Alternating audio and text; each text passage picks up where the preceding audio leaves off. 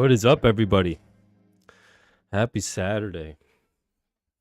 Let me know if you guys can hear me. If the sound is good, if the guitar is good. If you can hear the backing track and everything. Always trying to get the audio working nicely each live stream.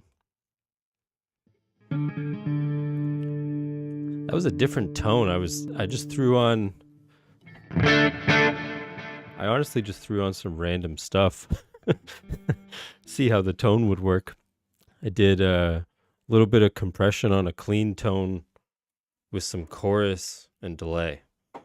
Didn't even test it ahead of time, which probably should have done. But I thought it sounded pretty good.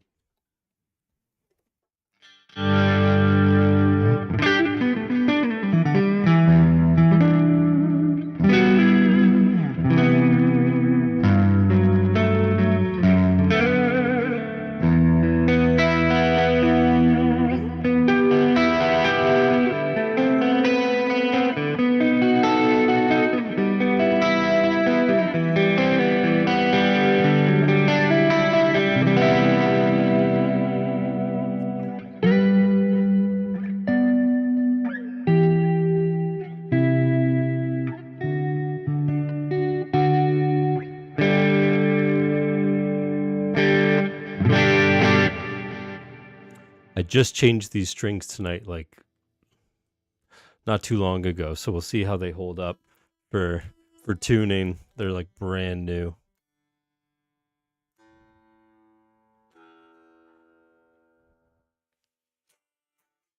It's always nice to have new strings on your guitar.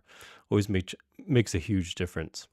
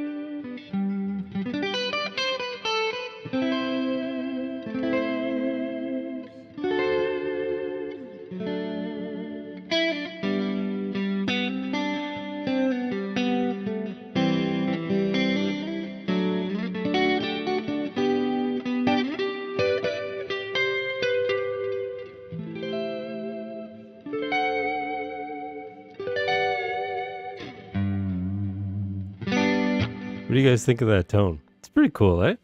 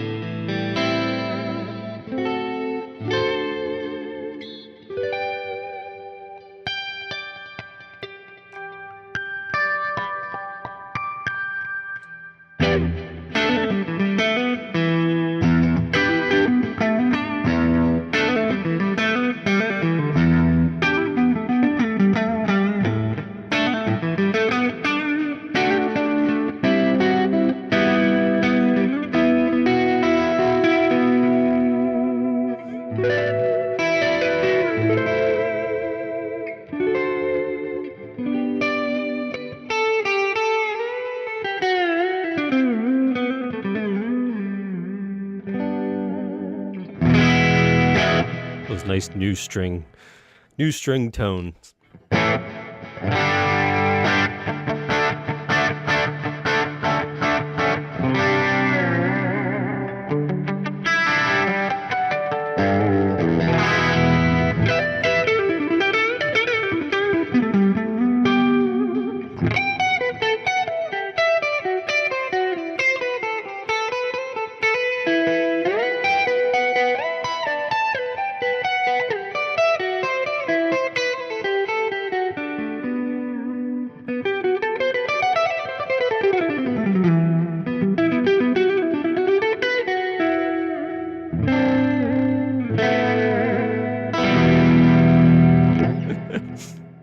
to get a little warmed up here too. I appreciate it if you think there's some Andy Timmons vibes going on, because I was actually watching a bunch of his videos earlier tonight.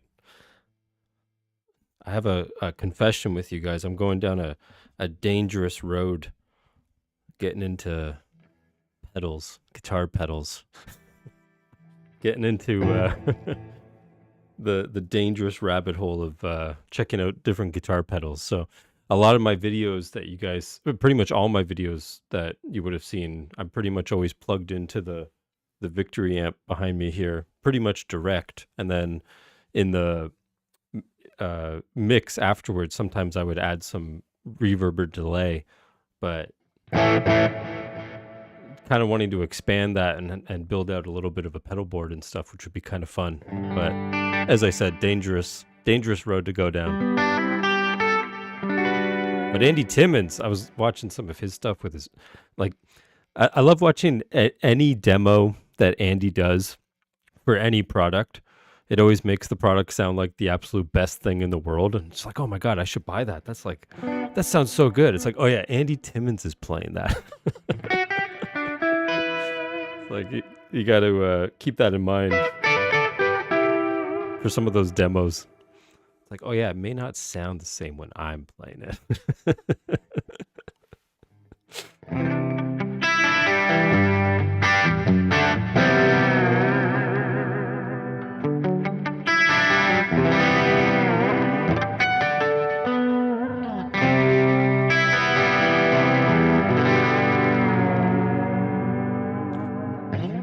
Oh, I'm glad you like the practice etudes. Those are so much fun to make and to come up with and stuff. So that's usually how I warm up, by the way, is I come up here and instead of doing boring exercises, as the whole point of those videos are, is instead of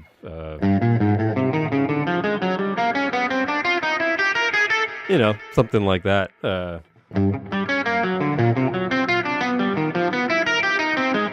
Those are great, and they're great warm-up exercises, but as you can hear, they're not fun to listen to, right? So it's like I try to come up with more melodic musical warm-ups, exercises, etudes, whatever you want to call it. I don't know. I'm going to be put on the spot here, see if I can come up with one like immediately, but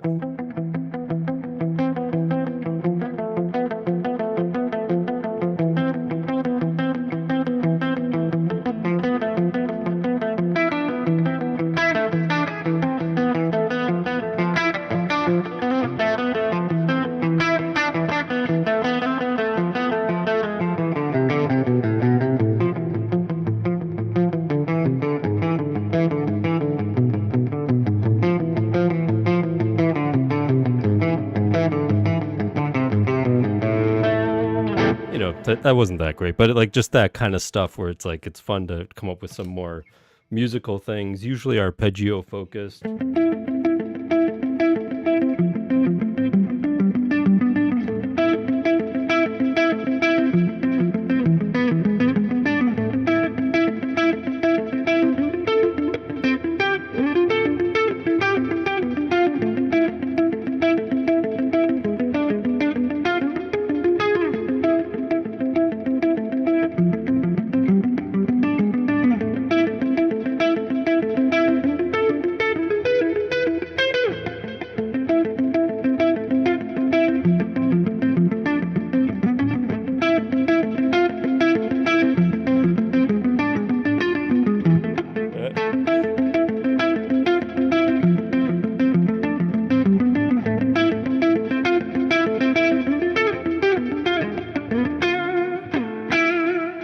And usually, as you can see right now, I actually do just like sit and fiddle with things. I start with a little idea and experiment with it and make a ton of mistakes. It's like writing any piece of music. You do make a ton of mistakes as you're like developing it and coming up with it.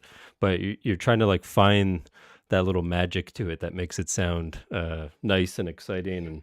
And I wouldn't remember too many of them that I've done in the past now, but just usually it starts with a very small idea and then you just kind of snowball from there and try to expand on it and make it more and more interesting and try things out. It's actually really fun and exciting when you come up when I come up with ideas or licks or stuff that I have to actually sit there and practice it. Like either it's a bit awkward or it's a bit new or unfamiliar or even technically challenging, and I have to actually sit there and like develop it and work on it and see if I can play it, right?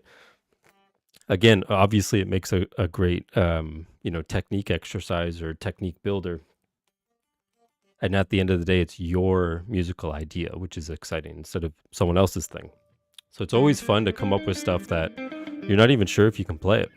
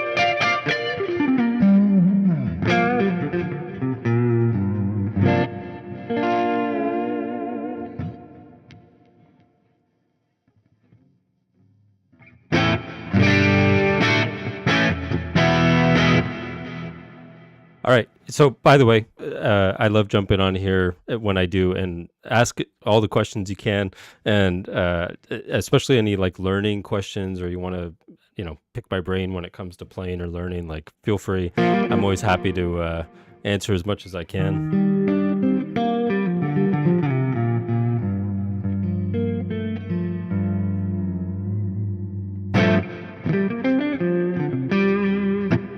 Someone said, any advice for synchronize your hands at high speeds? Obviously, it's easier said than done, but you have to obviously sync your hands at slower speeds first. And what I mean is you have to get like really comfortable with like whatever you're practicing and being able to play it well and consistent slowly. So the speed will naturally come if you can play something comfortably, right? So if I'm I don't know, if I'm playing like the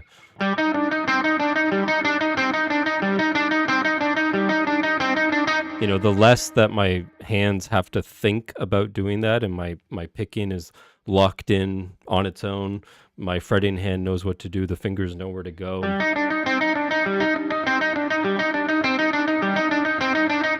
Then just gradually, as you get more and more comfortable with that, you can play it a little faster, but you just want to make sure you're not letting go of the consistency and the rhythm and the dynamics and all the musical important factors that make it sound good. You don't want it to be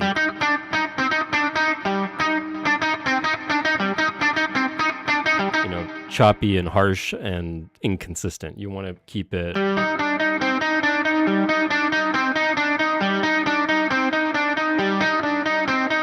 nice and musical and smooth.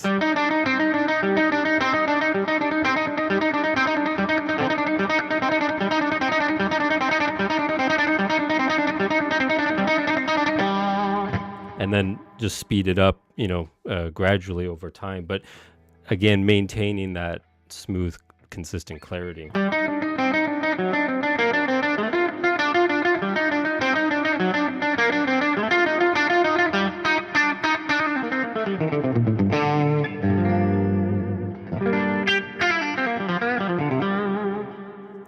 Another good thing to practice, I do this time to time, is practice with lots of distortion to see how clean your playing is.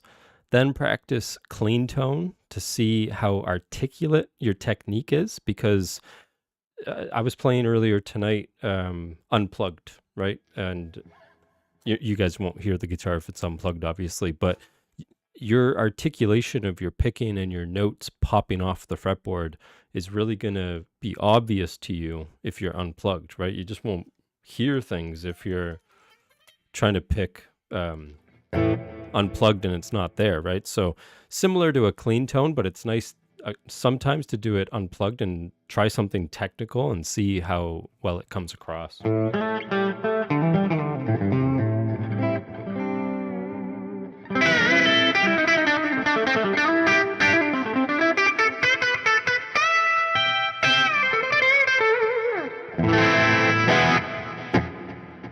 I changed the strings tonight to the Ernie Ball Cobalts.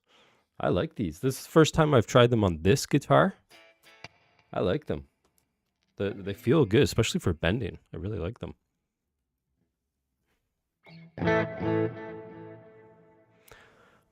Okay, I already see 2 people asking about following chord changes. I'm just making sure it's not the same person.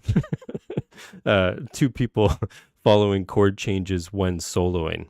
This is something I'm asked about a lot. And it's something that you see a lot of videos for on YouTube of how to do it and how to focus on it and all that kind of stuff. I have different opinions, I guess, when it comes to it. I would divide it into 2 things. Practicing playing over chord changes is excellent practice. It's something that is good to test your theory knowledge, your fretboard knowledge, your phrasing, and I can go over that a little bit quickly. I'm not just trying to shout it out, but I post a lot of this kind of stuff on my Patreon page. So if you guys are interested, I post weekly lesson videos, a lot of fretboard visualization, technique building, phrasing. A lot of it is focused on that. Where I go into much more detail about that kind of stuff. But I will say it is excellent practice to play over changes. But when I put on a backing track and I practice playing over top of it, I don't know what chord changes are coming up next. I don't know what chord changes are happening. And I like that better, where I have to react to what I'm hearing. What I wouldn't want to do is try to plan ahead. And that's what a lot of tutorials tell you to do, is, target the third of every chord. And honestly, that is good practice advice, but it's terrible phrasing advice. No guitar player, no good improvising guitar player would be thinking that as they're improvising. Nobody. You would be focused on the melody and where your ear is taking you from there. That's all you're focused on. So, as I said, it's good practice. One thing I put up a thing on Patreon a little while ago that is excellent to practice. It's very challenging too, but it makes for excellent practice, is to play unaccompanied by yourself, no backing track, and see if you can actually outline chord changes alone, just melodically. So not even, throwing in like a, not throwing in chords like that, but melodically, unaccompanied, can you outline some chords? I'll try to do that right now just for fun. Let's say I'm just going to make up a random chord progression here. E minor, A minor, B7, and E minor.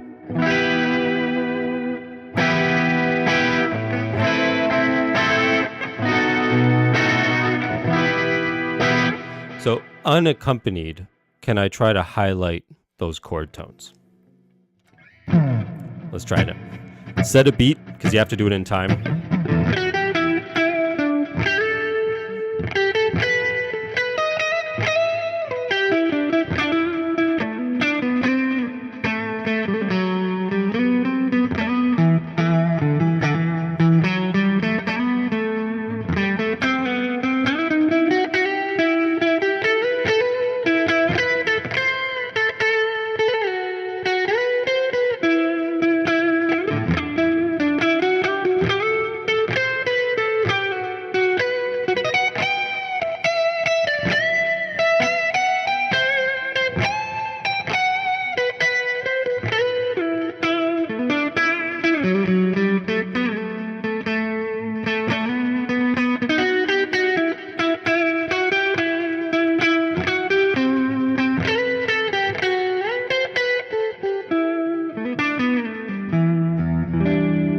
You guys tell me. Can you hear those chord changes happening? Hopefully, and kind of hear where the changes would be taking place, not only melodically but also rhythmically, right? Because unaccompanied, you have to maintain that sense of rhythm and keeping track of where the beat would be. You can do it to a metronome.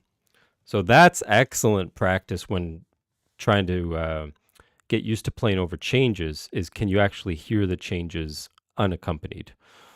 And you could do that over any chord progression. You could do that over a blues.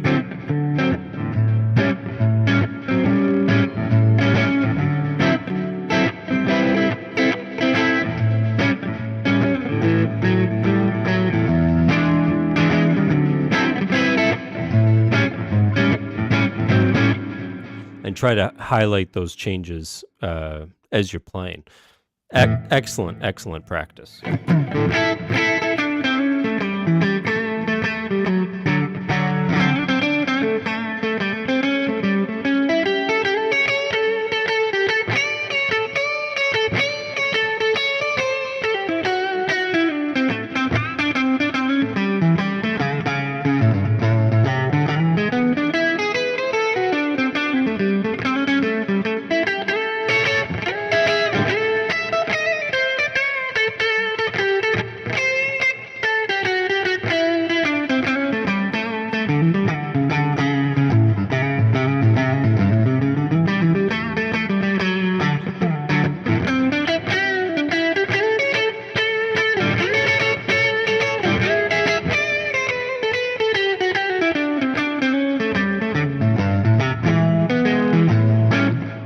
So hopefully it's super fun to do. I do that all the time.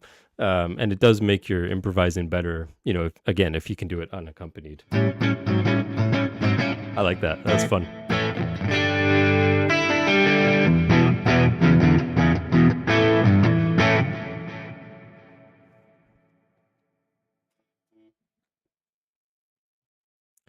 How do you get a tone like skill? I'm not the person to ask for like, tone matching and all that kind of stuff. I don't do any of that. I'm not good at that, but I don't know. Let's try it out. Let's have some fun. Obviously, 18 in life, you want like a high gain sound. And then with 80s rock and roll or 80s metal and all that kind of stuff, you want a good amount of delay and reverb for sure. You can hear the delay there. And let's turn that down a little bit here. And the reverb, hopefully you can hear that as well.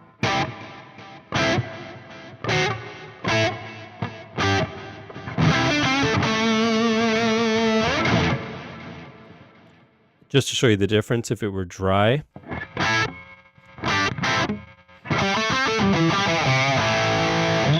that's one thing a lot of guitar players overlook when it comes to tone is the spatial effects.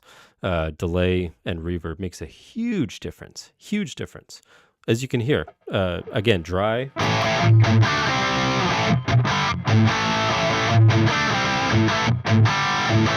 Now for a rhythm tone, you probably wouldn't have tons of this on, but just to show you.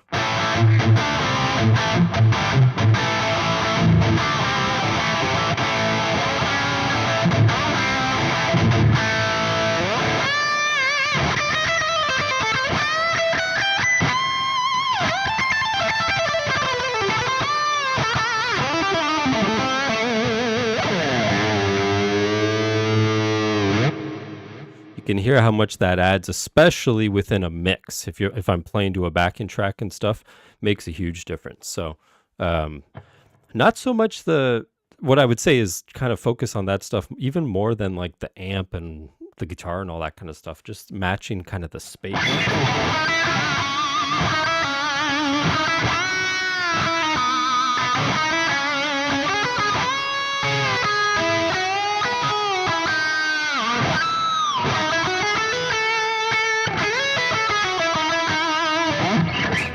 I don't remember it.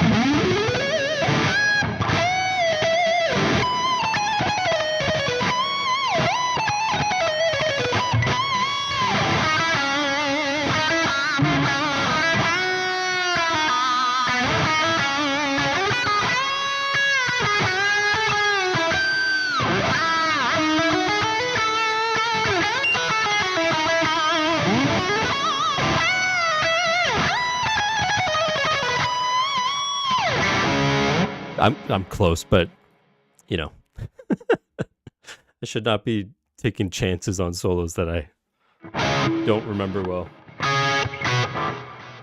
But you can hear how it has that kind of 80s soaring tone just from the delay and the reverb.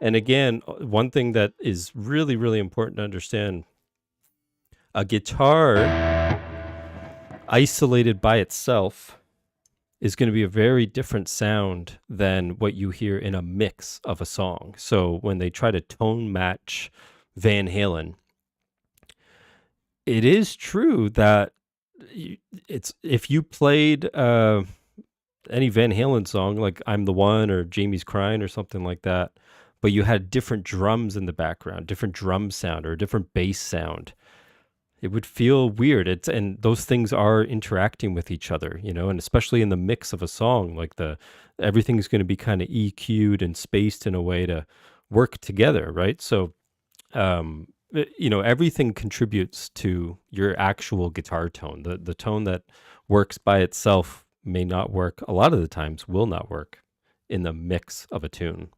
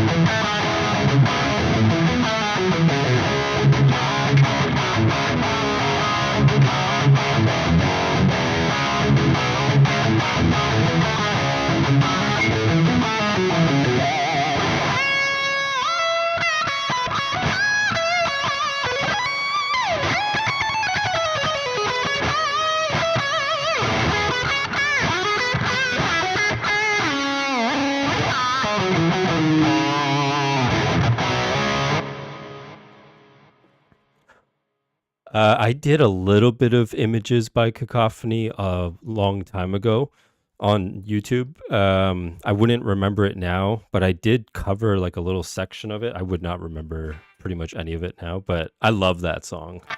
Absolutely love it.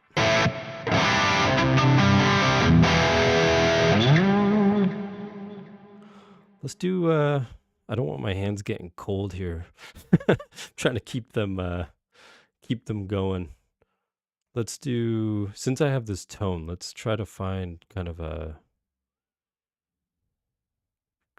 cool backing track. Let's try this one. Again, like I said earlier, I like to put on backing tracks, not know what's coming my way. I don't know the chords, just the key.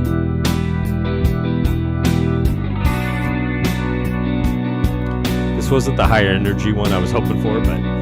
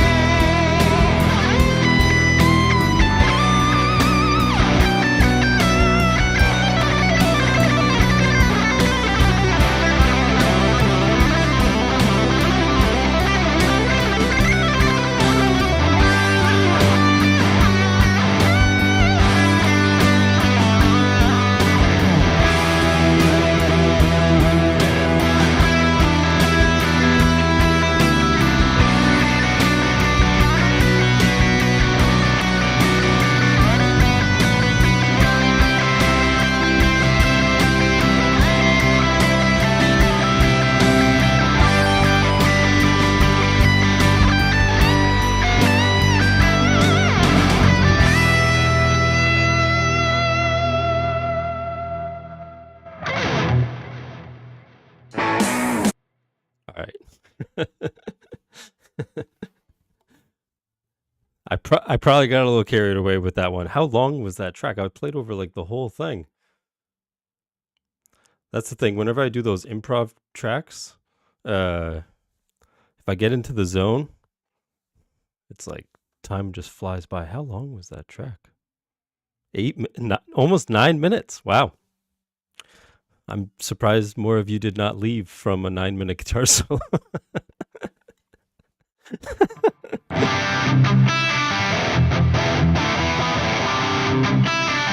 I promised to get back to questions. I was just having a little bit too much fun there, but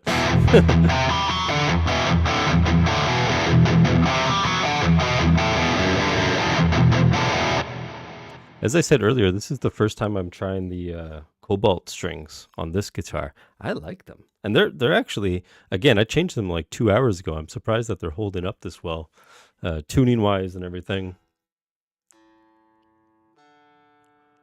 Staying pretty consistent. Not exactly going easy on them.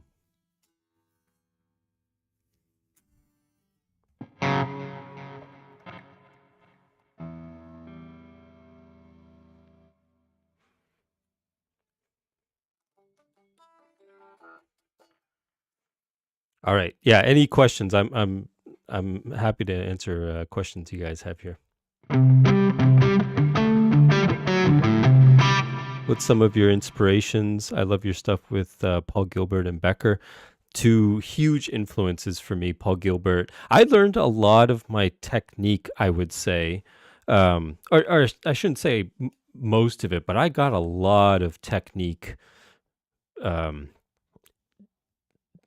or inspiration or whatever from old Paul Gilbert instructional videos.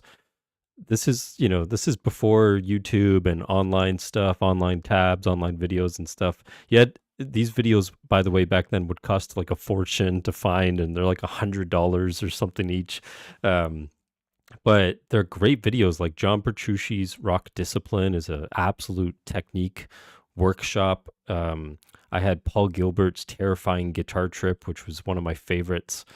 My hands are a little too cold right now to try to demonstrate some of that stuff, but and then Jason Becker, he didn't have as much like tutorial stuff, but his music and his playing was beyond an inspiration to me. Still to this day, when I listen to him, I feel like I'm even more impressed now, even when I first got into him. Like, just it's just unbelievable what he could do and what he could write at such a young age. It's just amazing. But a lot of Satriani and Vai, I love those guys. I was watching a Steve Vai video earlier today, and it kind of reminded me of like a bit of a style that I feel like maybe I was getting away from a little bit, and it's just like, it's fun to get back into that, I don't even know what to call it, but just very expressive guitar playing, right? Satriani's a big influence on me just because everything he plays is musical, always. Satch is just such a musical player. Every little...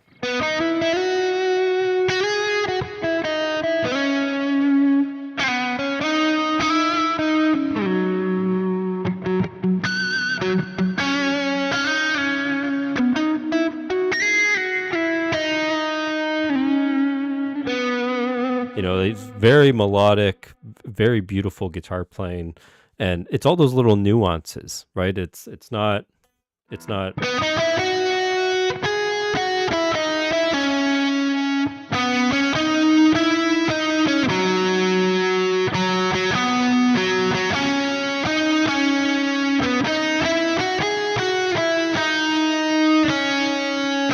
those are the right notes, but you can hear it sounds totally different than the first example, which is not even close to Satriani, but just when you listen to him play, it's like the guitar is singing you a song, right? It's very, very beautiful.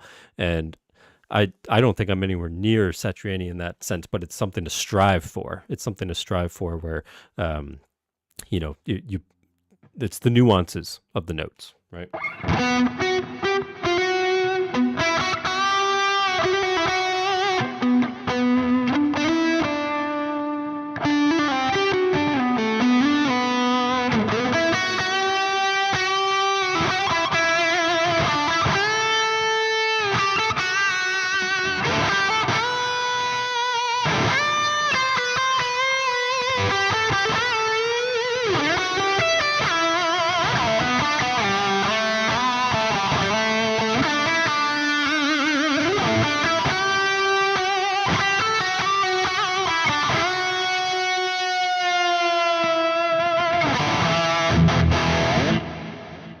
it's just fun to try to make the notes as expressive as possible.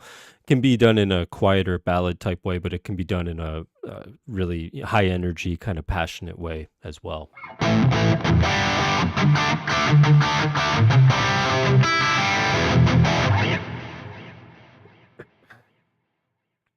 Oh, you want to get into some fancy stuff? Can you show some major sweeping shapes besides the typical C shape one that I'm familiar with? Yeah, so again, not to just shout out the Patreon page, but again, I go over a lot of this stuff on Patreon, weekly lessons where cover a lot of this kind of stuff. But sweeping, I'll go over it really quickly. If you're playing a basic major or minor arpeggio, those are chords that are built up of only 3 notes. That means you only have 3 different starting positions.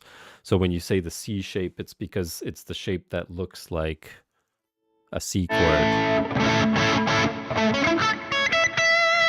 And then, so that if you're playing it from here, it's starting on the root, and then you could start that arpeggio on the 3rd and the 5th, other 2 positions.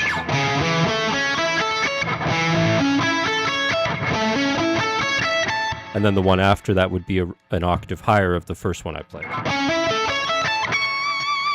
So that's why I have a video on Patreon where I cover how learning those arpeggio shapes is really how you master your fretboard, because I just outlined pretty much every possible note of an A major chord from here to here. And I could keep going with the other inversions with those like 3 different shapes that repeat, right? So it's not only a good way to sweep, but it's really good for fretboard knowledge and fretboard visualization of chord tones.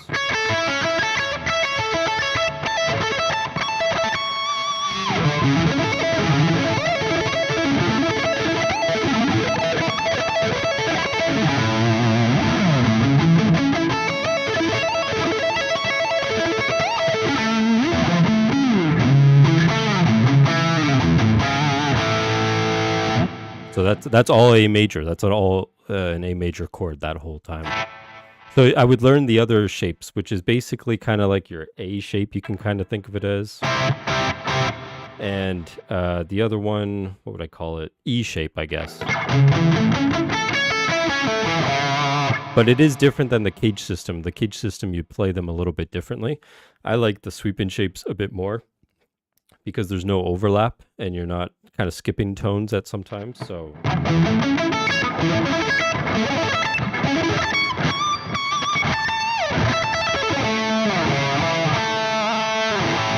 going back to Jason Becker, he would do that a lot of the time where he would just fly from here to here on the fretboard, and it's like all the same arpeggio. It's all the same like 3 notes, and it's like the wildest sounding thing, but it's the same 3 notes, which is kind of fun, you know?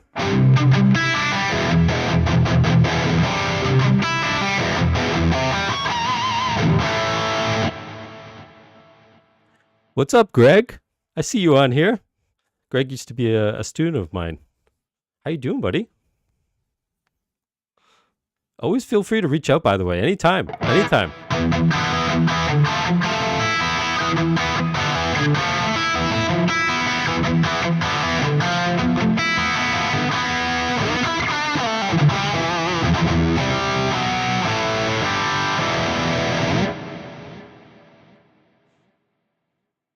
How long have you played guitar for? I'm on year 2, and at one point was playing 8+ hours a day. Amazing, incredible, and I mean that wholeheartedly. If you're putting in that kind of time, you are gonna get really good. You just will. Just amazing. Try to do that as much as you can. Now you're on year 2. Anytime someone asks me how long I've been playing the guitar, it just makes me feel old. But I did start young. So I'm 35, and I started when I was like 8 years old. I think it was like my 8th birthday I got my first guitar. So 27 years? Yeah, that's insane. So, keep that in mind if you're on year 2. Now, I will say it's amazing what you can accomplish in a short period of time, especially if you're putting in the time, the practice time each day. It's incredible what you can do in 2 years, 3 years, even 5 years. That's why when some people say I'm 45 years old, I'm 55 years old, I'm 65 years old. Is it too late for me to play the guitar? It's like, no, not at all, not in any way. I've had students in their 70s, late 70s, and it's amazing the progress they make. And they enjoy it, and it's a lot of fun, right? So, say you are 45 years old, in 5 years, you can become like a really, really good guitar player, really good guitar player. And so, if you have the dedication, you're working hard, and most of all, first and foremost, enjoying the process, enjoying what you do. That's the main thing. But that's amazing. So keep going. If you keep putting in that time, I can't imagine where you'll be in another 2 years. Think of it that way. So anytime you're feeling a little discouraged or you're having trouble with something, as all of us do, uh, just think, oh, in another 2 years, yeah, where will you be? It will be pretty awesome to see.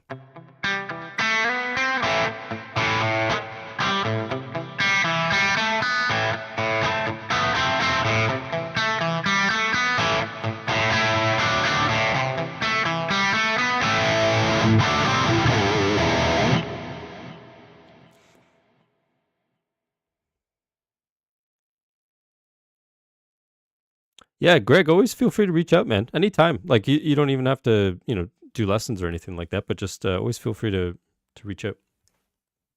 Now, for people who are asking, currently I am only offering lesson availability to Patreon members. So to have one-on-one lesson opportunity, I would say, because it's not guaranteed, you have to be a Patreon member. So I did just fill a couple recurring bi-weekly lesson spots with a couple Patreon members, but I also post one-time lesson availability occasionally, where it's like, this week I have 5 slots available, first come first serve. Whoever wants them can sign up for the lessons. So, but it's only to Patreon members. So if you're interested, again, I don't mean to keep like shouting out the Patreon page, but I really do try to provide a lot of educational value on the Patreon page. So it's not signing up for nothing. It's like you're getting, I respond to all messages, all requests. People, when they ask me for, lessons, like they message me on Patreon asking for lessons, I usually try to find some time for them, and weekly lesson videos that people can also request. Yeah, and I am more than happy to answer the questions here. I'm just saying, if you guys are interested, you can check out the Patreon page as well.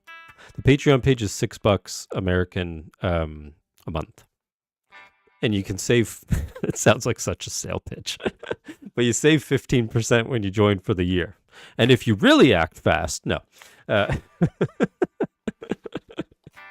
But $6, and it gets you everything, all the tabs and everything. I don't have different tiers or anything like that. So,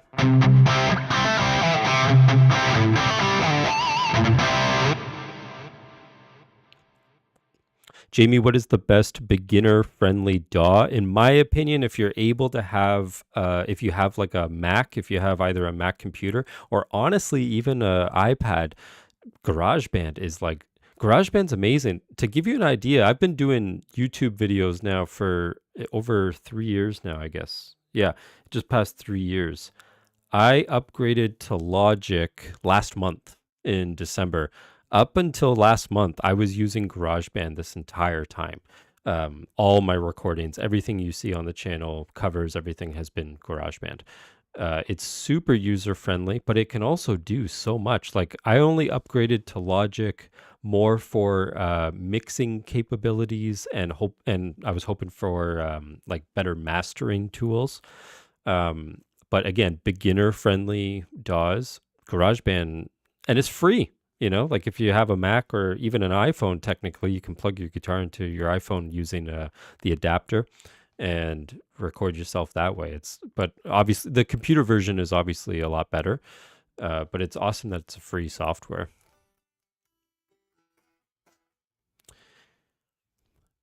Quick tip you can give on phrasing. Yeah, phrasing. So one thing is that I haven't done one in a while, but when I posted those videos of when you show up to your lesson early and I'm like doing a hard rock version of a pop tune, like the Britney Spears was very popular. I think it was Destiny's Child was another one that's popular, and I'm doing these like hard rock metal version of pop tunes. In all of those videos, I say I'm learning pop melodies to work on my phrasing. And that is the small like educational aspect of those videos is learn vocal melodies, learn pop melodies. Like they're popular melodies for a reason and they're catchy for a reason. So not only focusing on guitar stuff all the time, but learn vocal stuff, learn pop melodies. It's going to make you play things different. It's going to make you think of notes different. It's so easy as a guitar player to think as a guitar player, and you're always thinking like in a box. And trying to use everything at your disposal, meaning like all the notes, all the scales, all the positions that you want to use it all the time. And most of the time with really good phrasing, you actually want to stay in like one small area.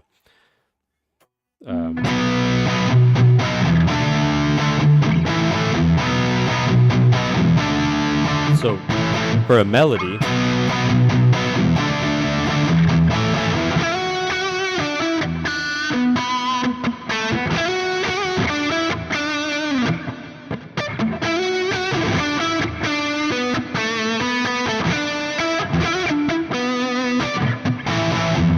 like that, I think that would sound really cool as a theme, as a good hook over those chords. I was using 100% pentatonic, but the rhythm, the timing, the dynamics, and trying to create a theme as well. By the way, phrasing, this could be like 5 hours long of well over that, of talking about phrasing and making it interesting. It could be a whole like masterclass, but these are just some of the main things I focus on, is trying to keep memorable themes, something that's going to get stuck in the listener's head. Easier said than done, but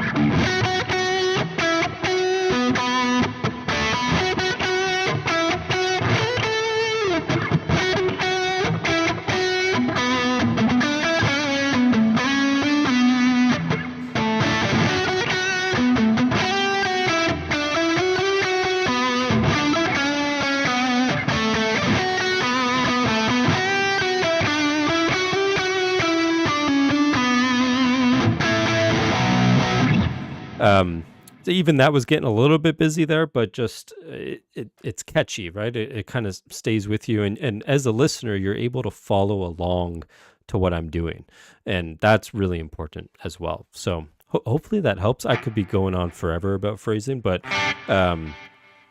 those would be some of the things I suggest focusing on. Yeah, House of the Rising Sun, absolutely.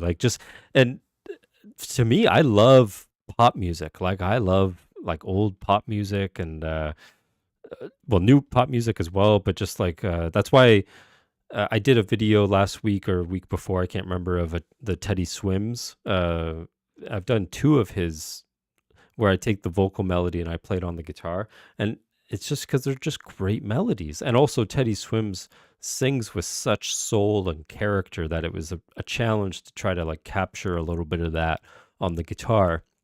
Coming back around to phrasing, it's not just the notes you play, but it's also how you play the notes, right? It's do I bend to the note? Do I slide to the note? Do I play the note short and quick, or do I hold on to it and let it sing? Do I pick it hard and aggressive, or do I pick it kind of gently? Do I combine the two? Just all these nuances that make your phrasing immediately better without having to learn some new scales or build your technique or anything. It's just those decisions of how you're playing things, if that makes sense.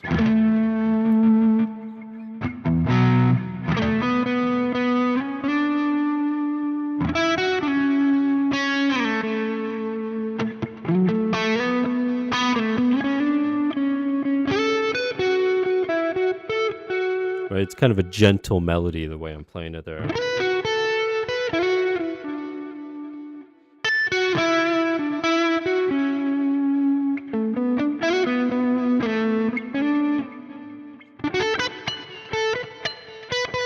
Keep choking that note. I think I have a noise gate on. But then you could play more aggressively.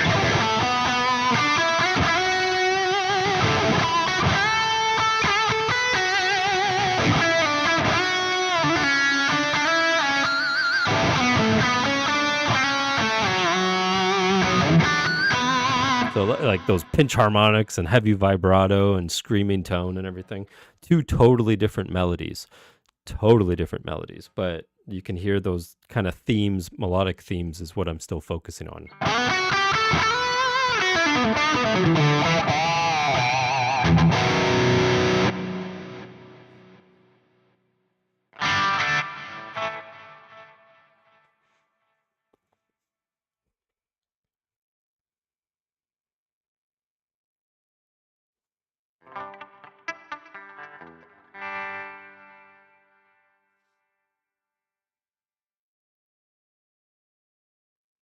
Yeah, to your point, um, I think technique. A lot of guitar players need to remember that technique. Now, it depends on the style you're playing with. I don't mean to be like preaching here. Um, your technique is just a tool. It's the same thing as your theory. It's just another tool. So, meaning that if you learn some fancy new exotic scale, it doesn't mean that every musical scenario that you go into after that has to use that fancy new exotic scale. It may not work in that scenario, right? So it's the same with technique. Just because you spend a lot of time practicing tapping or sweeping or fast alternate picking, or I'm thinking of like kind of shreddy techniques here, but just like any of that kind of stuff, it doesn't mean you have to use it all the time. It doesn't mean you have to use it at all, but it's just good to have at your disposal. And again, it's just kind of filling your toolbox with more tools that you can draw from when you are creating music, right? So the music always comes first, and the melody and the song and everything. But I always suggest to all players to build your technique. And the reason is that you are trying to eliminate physical obstacles. So what I mean is that any musical idea that comes to you, you can execute it because you have the technique to do so. Um, and you don't want to kind of be held back or stuck because it's out of reach tempo wise, or you know yeah, you might want to practice sweep picking and you may not use it all that often, but it's a good thing to have at your disposal.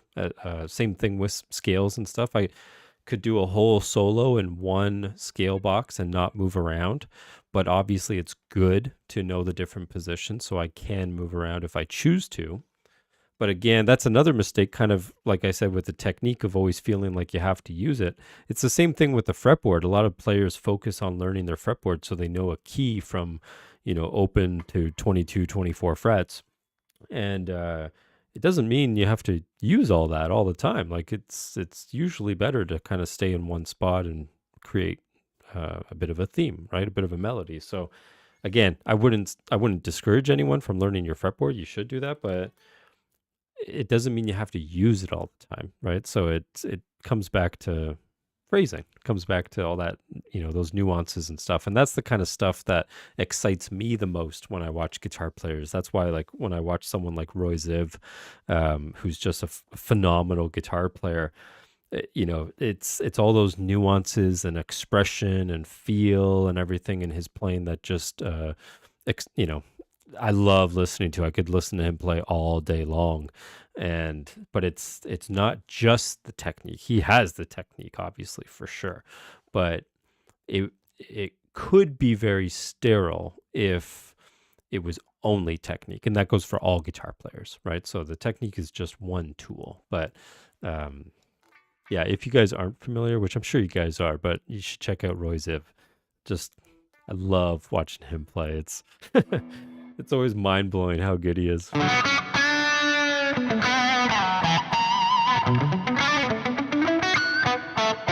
Yeah, Jason Becker, to me, Jason Becker had like technique beyond technique, almost, I can't think of too many players who have technique above Jason Becker, but Jason reminds me a little bit in his phrasing and his nuances and his whammy bar use, especially with Jeff Beck. I have a feeling that I'm kind of guessing, but I have a feeling he probably listened to a lot of Jeff Beck to get that nuanced phrasing that you're talking about. So uh, I think to me, it's the perfect combination where he can play with such fierce technique and intensity, but he can also really make every single note count.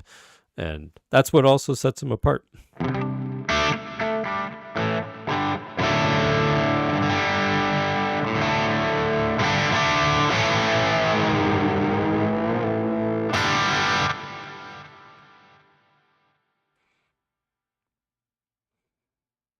Yeah, he's insane in every single way. Jason Becker is that's why I bought the numbers guitar. That was a guitar I had to have because I wanted to, in any small way I could, pay tribute to Jason Becker.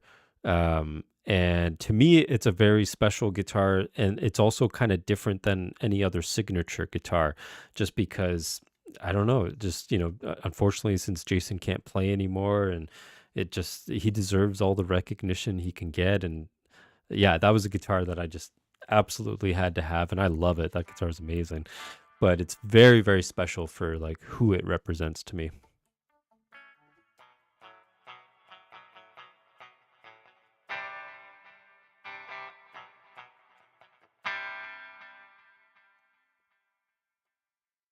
Someone asked, "Oh, are all my students online?" Or yeah, everything is online now. I used to teach before the pandemic. I used to teach at a local guitar store. Here's a hilarious thing, by the way, for those of you who know Roy Ziv and follow his channel. Uh, we connected through the content stuff and seeing each other. And before the pandemic, he taught at a guitar store and I taught at a guitar store that were like 15 minutes away from each other. Like and we knew a lot of the same musicians and we knew a lot of the same people and stuff. It's just funny. I don't know how we never connected, but yeah, we were teaching almost like down the road from each other. But yeah, I used to teach in person exclusively, and then everything went online. I started getting such requests for lessons online that I just went entirely independent and entirely online. It's incredible now because I have students from literally all over the world. It's always fascinating to me where everyone's from. You go from teaching with like a very small radius in your community of who wants to learn guitar in your town, basically, because there's another guitar store in the next town over that they'll handle those students. And then all of a sudden I have students like all across Europe, and I have students in South America and even the Middle East. I have a student right now in Dubai. It's just, yeah, all over the world. It's just like, it's amazing to me. It's so cool. And so anytime anyone signs up for a lesson, I'm always like, so where are you from? That's because it's so cool. It's like, just never thought that would happen. So it's pretty amazing. Yeah.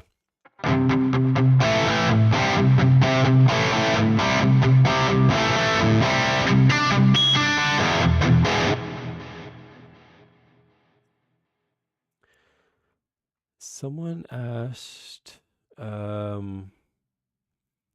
any tips for sweeping with bridge pickup or even just basic 3-string stuff? I feel like I'm muting well, but still hear noise. I think I kind of understand the question, but I suggest to practice sweep picking on the bridge pickup with plenty of distortion because it's kind of the hardest tone to be really clean on. And a lot of players would switch to the neck pickup to sweep pick because it just kind of sounds smooth and buttery. But again, practice versus what am I trying to say here? Practice versus like actual application. Two different things. So when you're practicing, be on the bridge pickup and try to make it sound as clean as possible. And then of course, when you switch to the neck pickup, it will probably just sound even cleaner and even better. Sweep picking is also something I highly suggest practicing on lots of distortion because you won't really hear that extra noise if you're not playing distorted. So a lot of people are surprised by that, but a lot of those techniques you want to practice with lots of distortion.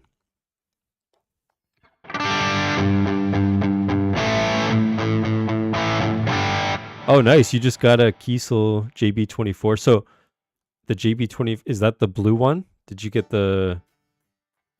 I'm guessing that's different from the numbers, right? Is that the bluey?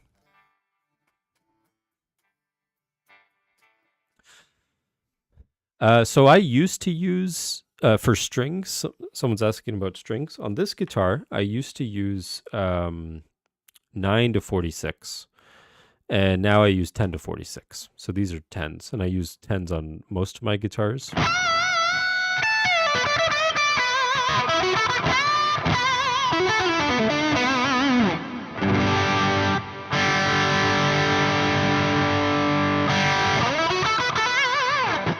Again, these are fresh on tonight. These are fresh strings that were just put on tonight, but I am really liking them.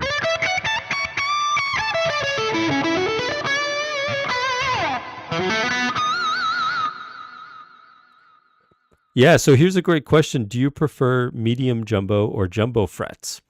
Great question. So this is my first custom build from Kiesel. This is the only Kiesel I have with jumbo frets.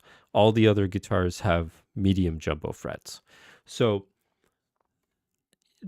I absolutely love this guitar. I use it all the time. As you guys see in videos, like this is my main go-to guitar. I don't mind the jumbo frets, but if I were to kind of redo this build, I'd probably go medium jumbo frets. And that would be the only difference is, again, I don't dislike them. I use this guitar all the time. But I think it also makes a difference when the frets that Kiesel offer are stainless steel frets, meaning that if they were nickel frets, they would wear down over time. So your jumbo frets would slowly become more like medium jumbo frets over time. With stainless steel, you don't really have to worry about that. So if you get medium jumbo frets, they're staying medium jumbo, right? And you're not wearing them down to nothing. So again, I don't mind the jumbo frets, but I actually prefer the medium jumbo frets. They just feel, I don't know, like I also kind of like a little bit more of a vintagey style guitar sometimes. So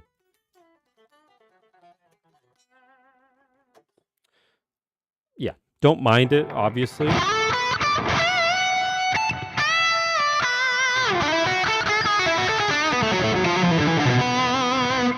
But even the Jason Becker numbers guitar has medium jumbo frets. I was surprised at first, but it's very comfortable to play.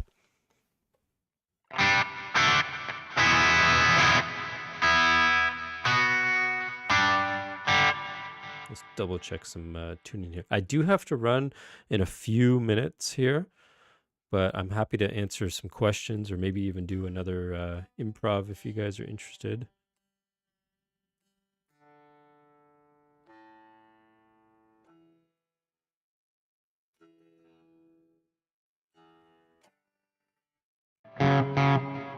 Let's change the tone a little bit here.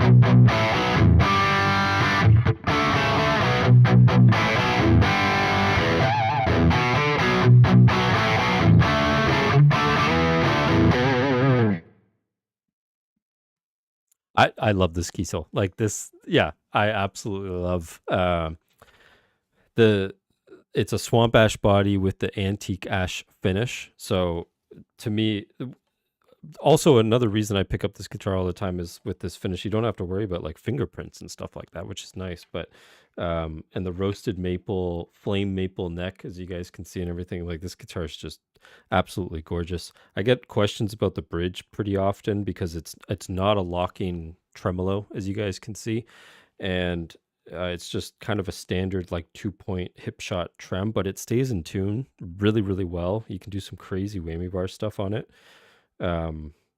Yeah, just the access on the Kiesels to get to the high frets, unlike any other guitar, in my opinion.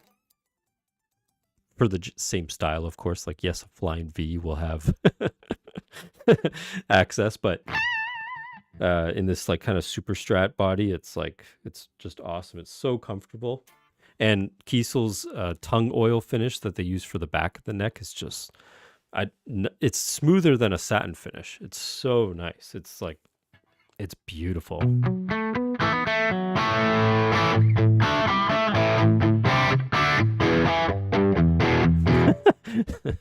Drop a beard grooming tutorial. I love when I get these comments, by the way. I actually do, because I do like just maintain this myself.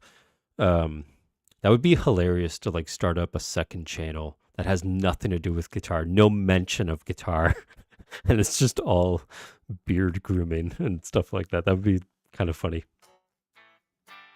No mention of guitar playing at all. Just pretend it's someone different. Hey, Derek. What's up, brother? Yeah, nowadays there's lots of custom guitar builders. Honestly, I see so many of them on Instagram, like smaller, independent, kind of single person builders who build custom stuff. Yes, you have the brands like Kiesel and who else am I thinking of? A lot of those custom builders. But yeah, there's a lot of small independent guys, like especially on Instagram and stuff like that. So they do, and it's always some really fascinating work that they do.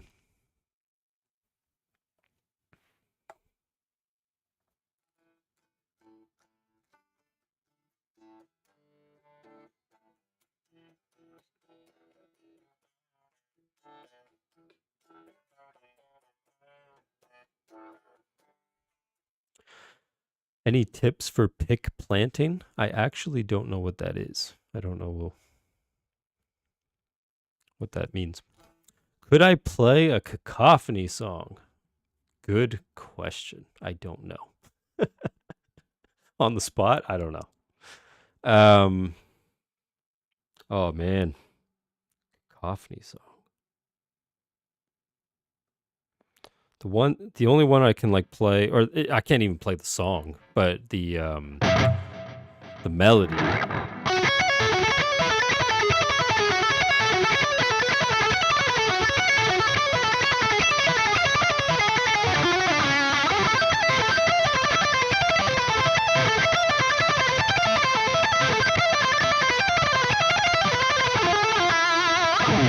That's one that's like an amazing technique builder, that little theme there. Do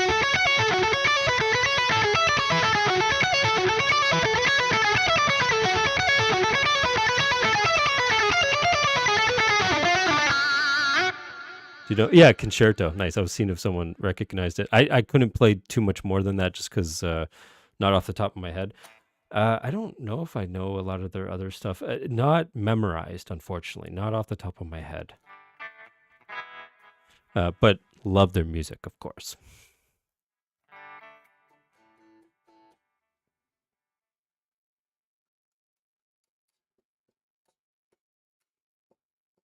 Oh, I have tips for gaining speed. I have lots of videos like on YouTube, obviously on Patreon, but there is a video. It actually did really well, and I was pleasantly surprised that it did really well. I think it is like how to play fast or something like that, or how to play faster. It's a pretty basic title like that, but go check it out. It's a short video. It's like 3 minutes, 4 minutes, and it talks about the essentials for playing fast. I have a couple videos like that on the channel though, so you find a couple of them, and then obviously on Patreon there's more of that kind of stuff as well. I would say it's about consistency, practicing very regularly, and another thing is patience. It doesn't happen overnight, but it's about these small gradual baby steps of increasing speed. And there are more kind of tricks and stuff that you would see in some of the videos I've posted. You want to be pushing yourself. You want to be pushing yourself to a threshold that you can't quite do it, right? If you're playing it kind of comfortably, then you're not pushing yourself to your limit, right? You want to be pushing yourself to the limit regularly and then just increasing that limit over time. Think of it as like, a spectrum, and your speed, you have like a really wide comfort zone that you can play comfortably in, and then you have your threshold where it's just too fast for you and you can't really do it, or you stress, your body stresses up and tenses up and stuff like that. So with your speed building, you just want to increase that comfort zone that you're able to play in, right? um, Now everybody, even including Guthrie Govan and Jason Becker, they still have that threshold, they have that limit that is just too fast, but they've pushed it to a point that they probably don't need to play that fast very often at all. So yeah, it's kind of about building that comfort zone. So hopefully that makes sense. But yes, a metronome practice, by the way, that would be how to do it. That's how you gauge your progress, is with the metronome. Because if I play an exercise and then 24 hours later I come back to it and I'm like, it's like, well, was that faster than yesterday, or is it the same speed, or how much faster is it? You can't really tell, right?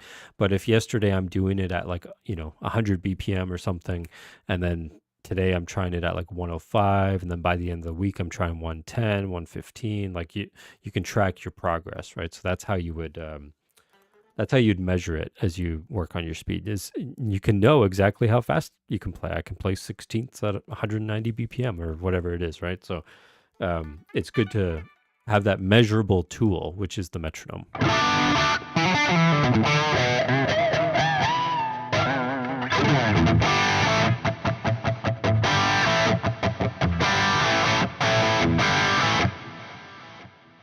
It's a limit, yeah. Why did I not call the video that? Oh, that's a great idea. With like cool shades on and everything. Absolutely.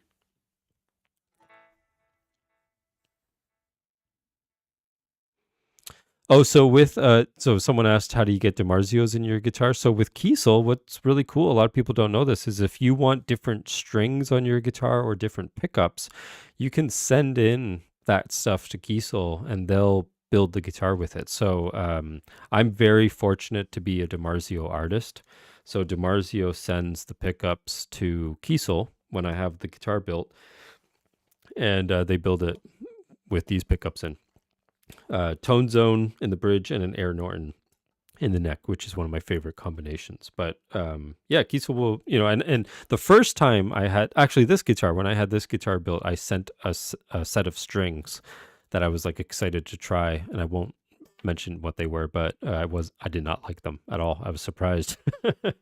And it was funny because it costs so much from Canada, at least, to like ship this pack of guitar strings. Like to buy the strings and ship it to Kiesel, it was almost like $40 for these guitar strings. And then not only did I not like the feel of them, but the high E broke within like 2 weeks of having the guitar, which I was like, really? But I don't use those anymore.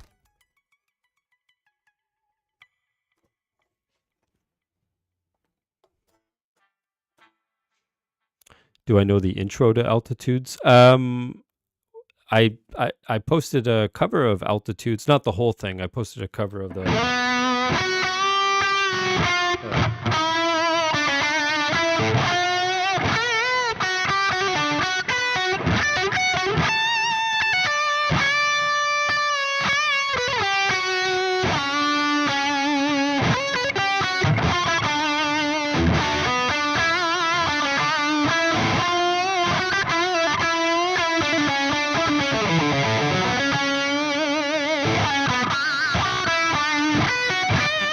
That part sounds funny with so much distortion, but I posted a cover of part of that song just the other day. But I didn't include the intro, and I should, learn it and really master it.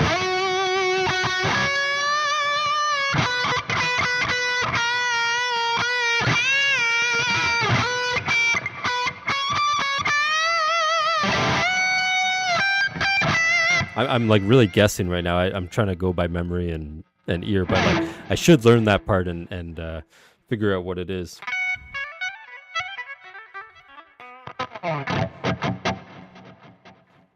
Now, unfortunately, guys, I do have to run. Yeah, the time always goes by so much faster than I anticipate. But maybe a quick question before I go. How to make interesting chord progression. I can try to do that really fast. You can do that a couple different ways. One, you could take a simple chord progression and make the chords interesting. So meaning like if again, not to shout it out, but I did a Patreon lesson on this last week where I actually went over the rhythm part of the exercise that so many of you liked, which was so cool. I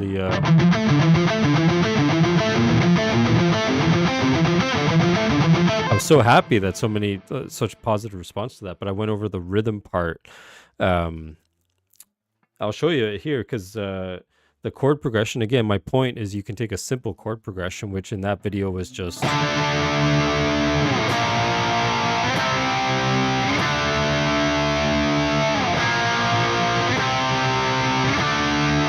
Now those are the chords, but that's not how I played it. That's a very standard rock progression. So I wanted to spice it up a little bit, and what I'm doing is not crazy at all, but in my opinion, it just sounds so much cooler.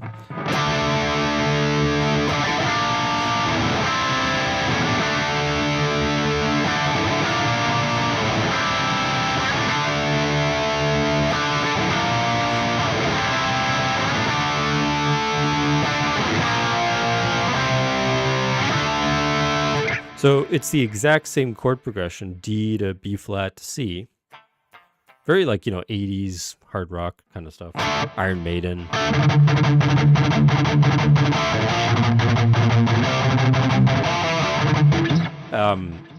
But just trying to make the chords a bit more interesting by just placing the notes around the fretboard a bit differently. So like taking the C chord there, adding in one note, one extra note. To me, that sounds like Van Halen, but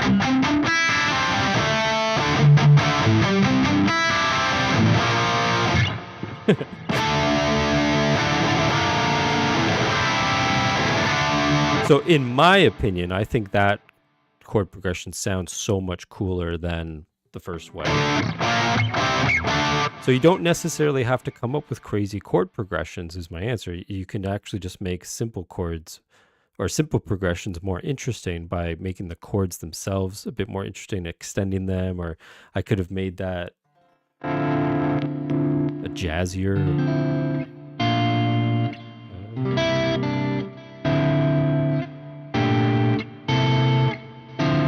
Again, still D minor to B flat to C. What do I want to do here? That's cool.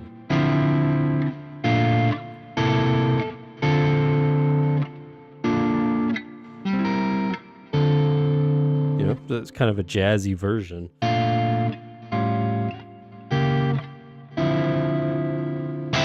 And the chord progression is still just as simple as it was before.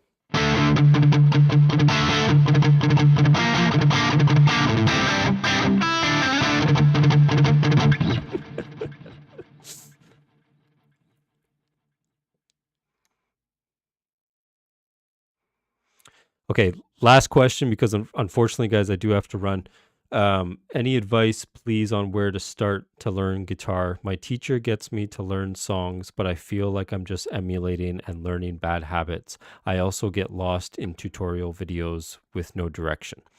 It's a great question. Now, I would say that probably for like almost the first year of your guitar playing, at least 6 months, but maybe the first year, you actually want to learn as many songs as you possibly can. Now, there's a way of doing it so that it's most beneficial, but I would never start students from scratch, like a student coming to me trying out the guitar for the very first time. I would not normally push like theory or even a lot of like, technique focused stuff. I know people may disagree with me there, but you have to also find your own way of doing things a lot of the time, right? And then only if something is actually hitting like a roadblock, like that's clearly holding you back, then we're going to at least try different things. But I'm not going to tell you, hey, this is how I hold a pick, so you need to hold a pick the exact same way. I don't believe in that at all. So learn as much music as you possibly can, but start off with songs that you can actually play the song. And what I mean is like keep the rhythm, keep the speed, keep the consistency, and you do that by trying to play with the song. So, when you start it, even if you learn single notes, I'm trying to think what I used to teach to a lot of beginner students, but like honestly, it's a Seven Nation Army.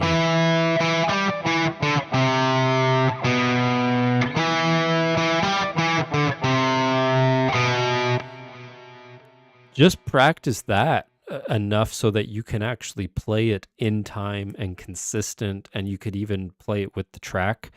And on YouTube, you can slow down the song to like 90% to 80%. But again, it's the keeping up is the main thing, right? So actually learn as much music as you possibly can. Then you can start to refine things as you go. You can refine your technique, and then you can start to, as soon as a student starts to ask inquisitive questions with theory of like, why does that chord sound so good? Or why does that note sound so good over that chord? Or what is this? Or what am I playing? What scale is this? Then we start getting into that stuff and we start exploring that stuff. But I don't think most students would retain much of that knowledge if they're not interested in learning it.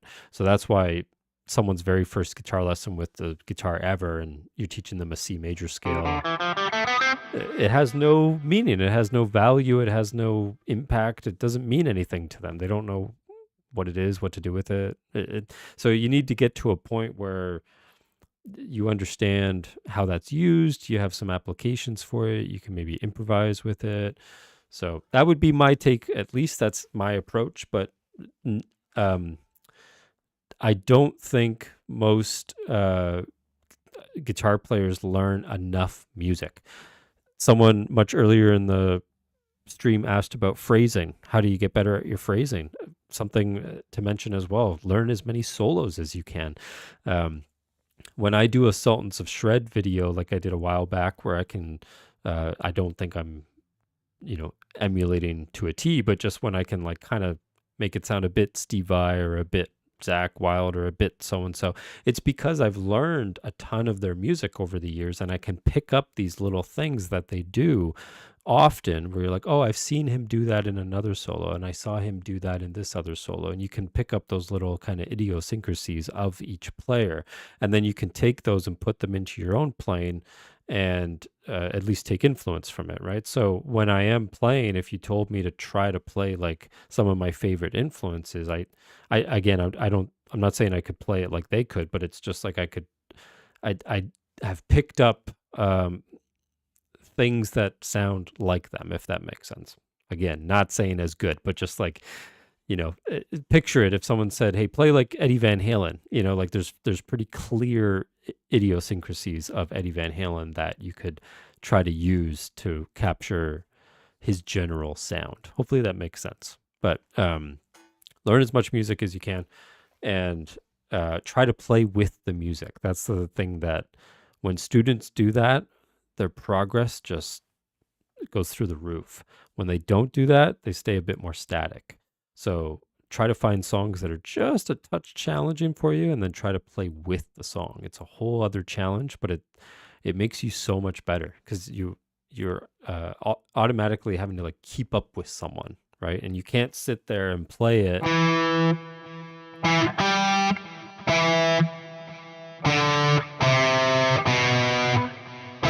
at your own rhythm, your own pace, your own comfort. Like you have to keep up, and you have to, oh, I'm rushing that note, I'm dragging this note, that kind of stuff. So it makes you so much better.